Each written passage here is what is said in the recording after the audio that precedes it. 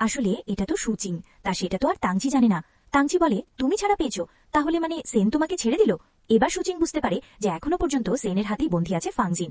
তখনও তাংচিকে বলে, হ্যাঁ আমি ছাড়া পেয়েছি, কিন্তু ওই সেন কোথায়, ওর আজকে শেষ দেখে ছাড়বো। এবার ওরা দুজনেই সেনকে খুঁজতে বের হয়ে যায়, কিন্তু দুজনেই সামনের দুটো বড় বড় পালোয়ান দেখে।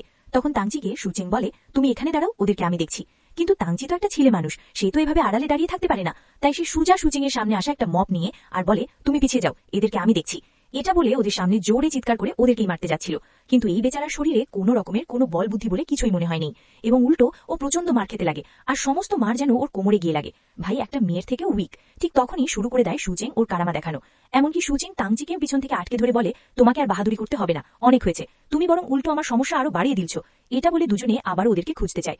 এরপরে এখানে একটা গার্ড চলে আসে, তখন ওর চোখটা হাত দিয়ে বন্ধ করে দেয় সুচিং। এদিকে আমরা সেন এবং ফাংজিনকে দেখতে পাই। ফাংজিনকে তখনও জিজ্ঞেস করেই চলেছিল সেন, বলো সেই ফাইলটা কোথায়। কিন্তু ফাংজিন হঠাৎ করে এখান থেকে একটু সুযোগ পেয়ে লুকিয়ে পড়ে। ঠিক তখনই এখানে সুচিং চলে আসে। সুচিং এসেই বলে যে আমি চিংলির বোন, তুমি ভয় পেও না। এটা বলে ফাংজিনকে বাহিরে বের করে নিয়ে আসে। এরপরেও ফাংজিনকে একটা সেফ জায়গায় রেখে বলে, দাঁড়াও আমি দেখছি কোন পথ দিয়ে বের হওয়া যায়। আর সেই সেফ জায়গায় এসে তাংচি আসল ফাংজিনকে দেখতে পায় আর বলে, তুমি ঠিক আছো? কিন্তু এই ফাংজিন ওকে বলে, তুমি কে, তোমাকে তো আমি চিনি না। এবার তাংচি অবাক হয়ে বলে, কি তুমি আমাকে চেনো না মানে?